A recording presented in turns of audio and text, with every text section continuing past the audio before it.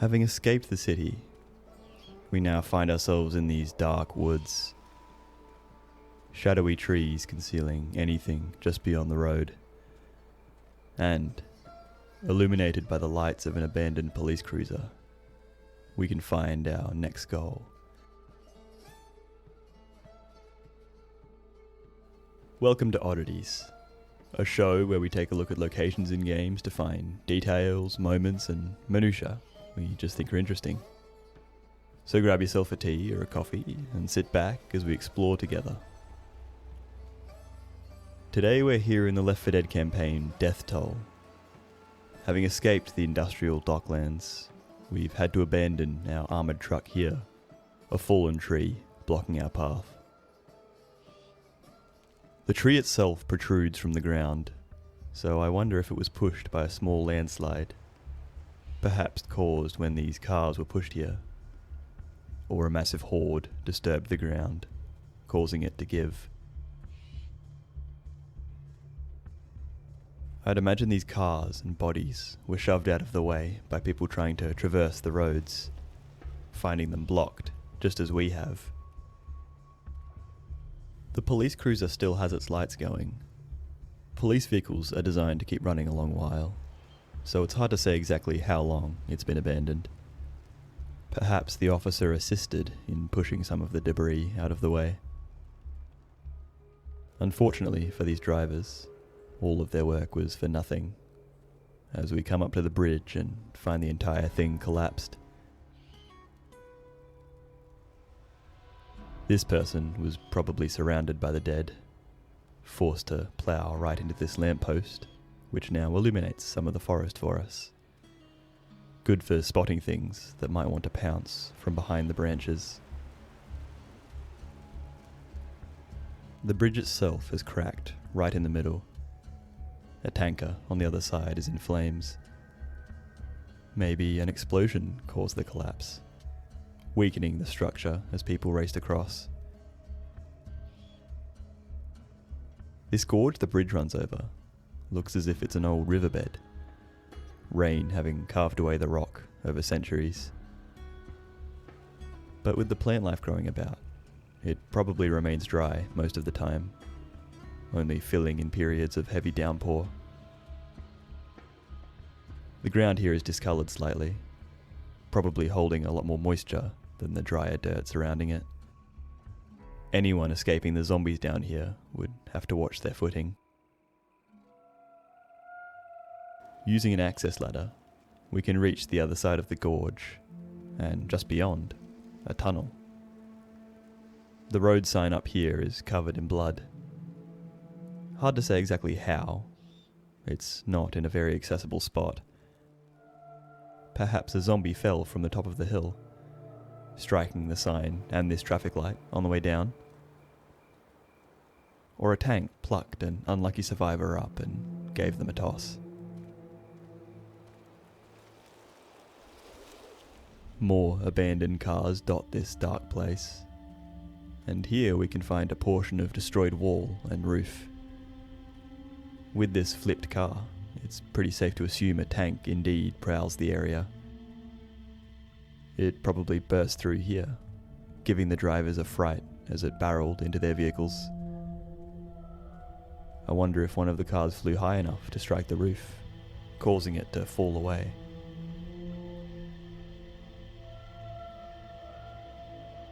The cars must have dragged a lot of debris in their undercarriage, becoming stuck in this pile up here as they all raced in different directions. It's hard to say exactly what caused this collapse here, the roof almost having been peeled off. Maybe this tall truck got something caught on its roof, which hooked to the top of the tunnel, destroying it as it drove.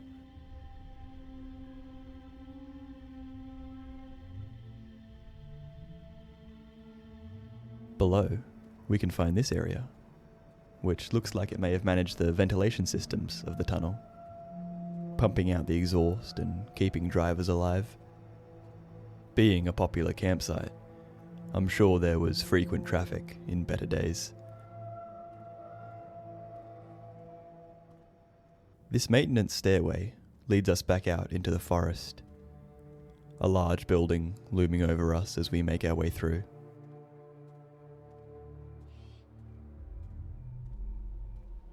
It looks like this wasn't the original way to access the safe room. The remains of a wall around it, with exposed rebar everywhere.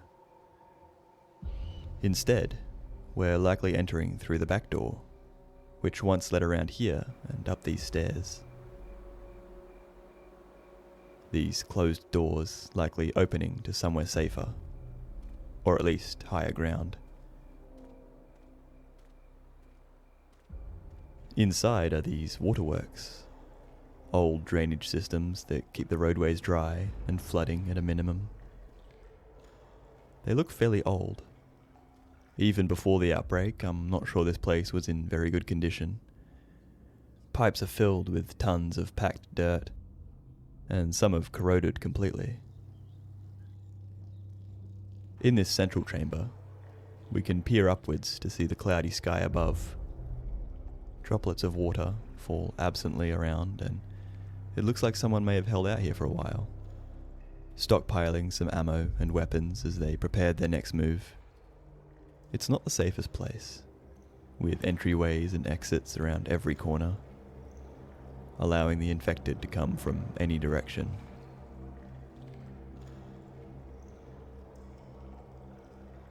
Perhaps this survivor was banking on the waist-high water, slowing them down a bit, allowing them to be picked off as they waded towards their prey.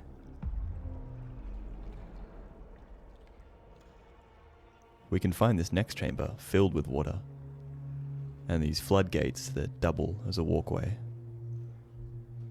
In wetter months, I'm sure this place was important in keeping the campground safe, allowing the workers to control the flow of water drainage, further combating flooding and erosion.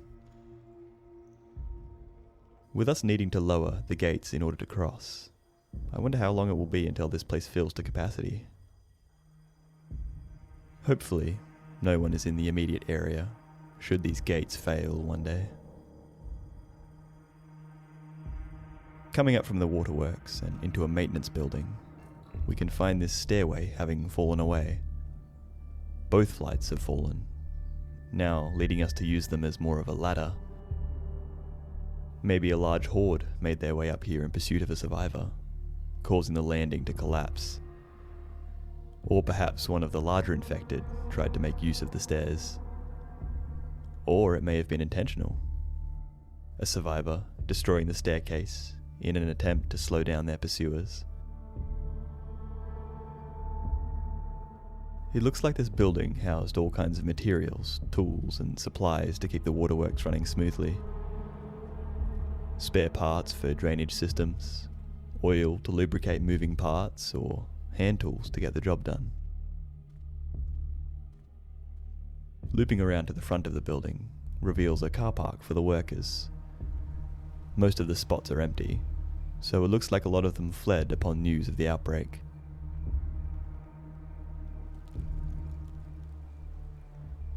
They had a nice little reception area, but for some reason, both the bathrooms are missing their doors. I'm sure this wasn't how it was before the outbreak, so perhaps someone ripped them off to fortify something elsewhere. All this junk thrown about the place may lend credence to that. Someone raiding the building for materials to build a shelter, or increase the integrity of their safe room. And in the next building over, it may be that this was what the person was reinforcing. In a trainyard, where it looks like the engines came for maintenance, we can find a carriage someone has kitted out into a safe room. A walkway of sorts built towards it using old pallets. Inside, they managed to stock a heap of weapons and ammo. Looking like it came from a freight train, the place is heavy duty, with thick metal walls able to stop anything. Being a freight carriage, there's no amenities, so this survivor had to make do with a simple bedroll, and likely had to leave the carriage to relieve themselves. You could write a whole story about someone hunkering down here, living in a claustrophobic metal tube, while the infected crawled about outside, facing the terror of leaving their confined haven every time they needed food. According to some of the graffiti within, it seems the survivor or survivors had an encounter with a witch, warning others to stay away from the crying ones. Perhaps this person was empathetic and approached the witch thinking they were a survivor in need of help. I'm sure that was quite a shock. Outside, we can find the train yard itself. Hundreds of abandoned carriages dotting the empty tracks. Being a regional area, this was probably a place to load farmed produce and goods onto the trains, sending them on their way towards population centres. There may have been a fair amount of food supplies here in the early days of the outbreak. Being trains, they probably also transported mined goods, like coal, iron, and other ores. I'm no train expert, so I can only assume this was a control tower of sorts, allowing a worker to visualize the whole train yard. With no switchboard or control terminals, it may have been done simply using radio communications. With this rifle and the blood on the floor, a survivor may have parked up here for a while, taking shots at the infected below. There's some offices across the way, where workers probably dealt with inventory, manifests, and supply chain management. Whoever worked in this office had a small library. I wonder if this was leisure reading, or simply a collection of books on codes related to the running of a train yard. Someone used some plywood to make a small bridge onto this train. I wonder if it was the same survivor who built the safe room carriage. It leads out of the train yard, so this was probably an escape route of sorts, should the yard become overrun. I wonder if the survivor managed to get away before the place fell.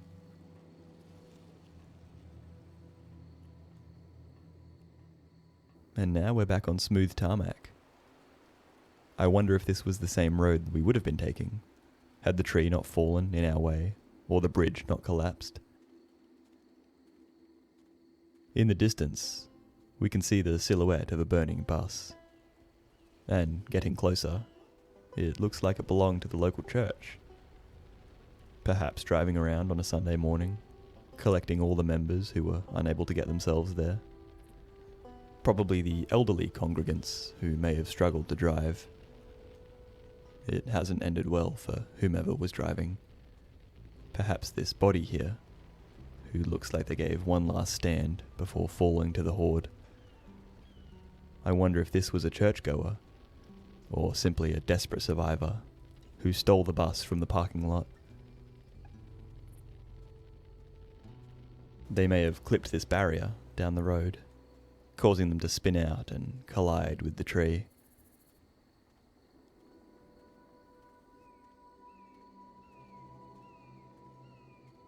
There's a small electrical control station here.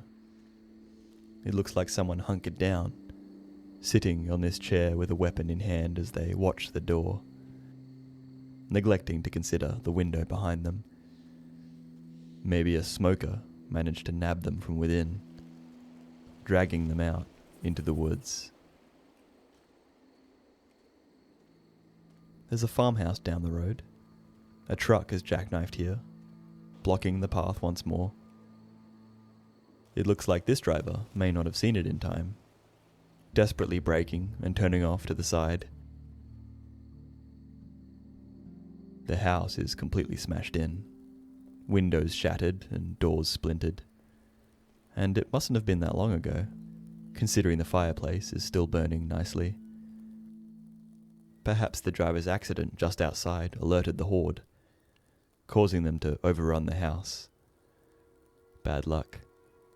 You can imagine the people inside, enjoying the warm moment of respite, swapping stories of survival, helping themselves to the pantry, and slowly boarding up the windows. How quickly things can change. You always need to be on your toes in the world of Left 4 Dead.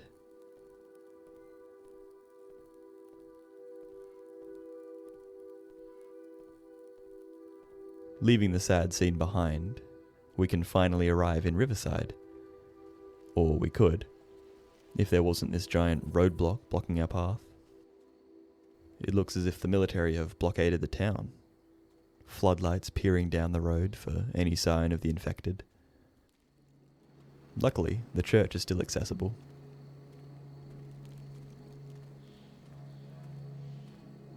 Entering the graveyard, it looks as if the gates were pushed inward.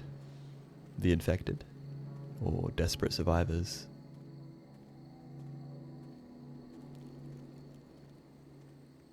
As we approach, we can begin to hear the panicked muttering of a survivor, holed up within the church. I trusted you. You said you were immune? Who's there? Is someone there? I've got a bell in here. It sounds as if they've caught the infection and are in the first stages of mania. Countless names of the deceased adorn the walls outside the man's safe room. Churchgoers, perhaps.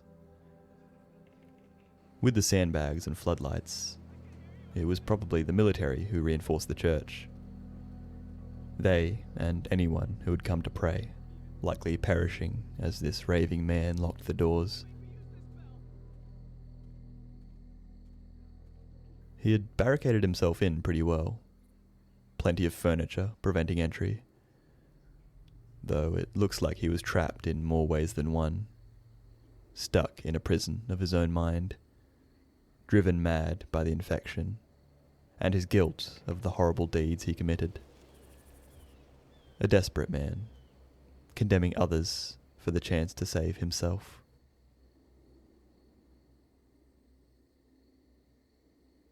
He had a pretty good setup here, able to look down on the streets from the top of the church here. Though this truck has thrown a bit of a spanner in the works, destroying the wall and allowing the infected to enter the churchyard. The military must have been using these buses to strategically funnel infected and survivors, attempting to control the tide of people. There was a news van here, perhaps doing a story on the military effort. I wonder if they were praising them or condemning the treatment of the infected. This store has been ransacked, the shelves raided for every scrap of food.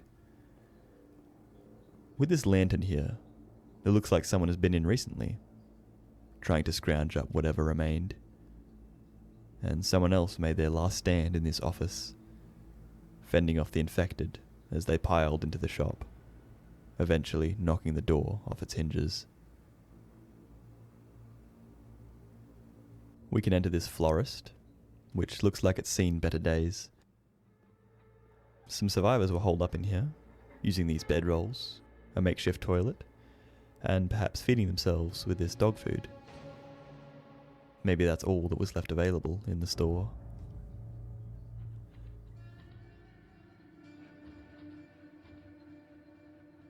Back outside, you know what? Maybe we should start a game.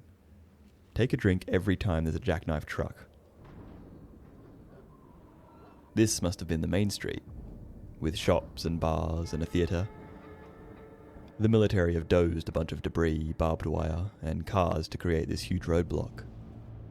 It looks as if they were constantly falling back, being pushed further and further into town by the infected. The back alleys are a mess of dead ends, bodies, and trash. Filled with choke points, anyone racing through here would have had a hard time dealing with the infected. It looks like the military were using this house as a sort of base. The iron bars blocking the windows offer a nice defense. And it seems they were keeping a lot of ammunition and rations in here I'm sure both the infected and survivors would be keen to get in here. Just beyond the house, this must have been the car park for the campground itself. People picking up their supplies in town before heading into the woods for the weekend.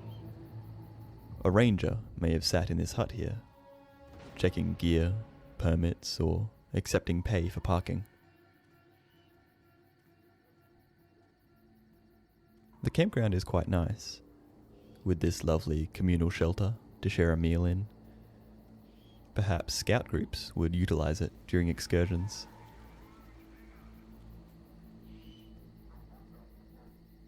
A picnic area sits just by the river, with a barbecue and fire pit. There's a rather dingy looking cabin, maybe where the ranger on duty would stay. And of course, the house on the water.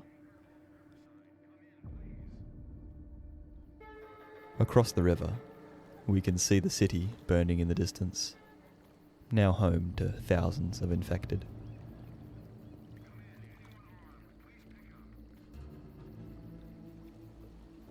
The house is well stocked, with plenty of firewood, military rations, and a mounted minigun on the balcony. It looks like there were at least 2 people sleeping on the top floor. I wonder what became of them. Maybe they managed to hitch a ride on a boat and escape. And we can do the same, leaving the campground behind and making our way down the river, hopefully on our way to finding someplace safe.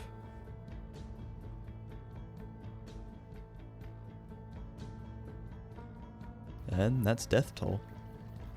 A pretty lengthy campaign, should you actually be fighting the infected, with the iconic church defense, maze of waterworks, and the constricting streets of Riverside. It might actually be my favourite campaign in the first Left 4 Dead. The dark woods and quiet streets building such a strong sense of atmosphere.